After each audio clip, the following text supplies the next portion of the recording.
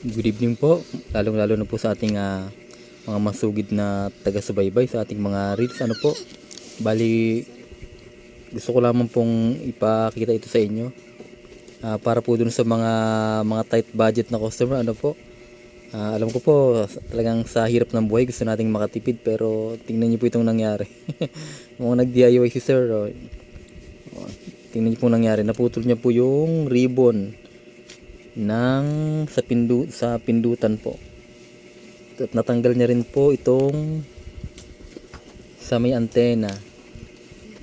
Yan po yung okay lang po sana mag DIY, lalo na po gusto nating makatipid, pero kung hindi po natin kabisado, baka sa halip na makatipid po tayo, lalo po tayong mapamahal, kagaya po ito nangyaring ito.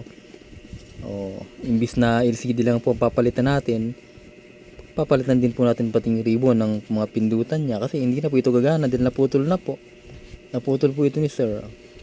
Kaya sa halip na makatipid sa pagdi-DIY, mas maganda pong sumangguni na po tayo sa mga eksperto, ika nga, para doon po sa mga nakakaalam talaga kung paano po ito gawin. Tingnan nyo po, kasi napaka-silent po talaga ng cellphone, mga kasama, mga kapatid. Sige po, yun lamang po, konting paalala. Salamat sa Diyos.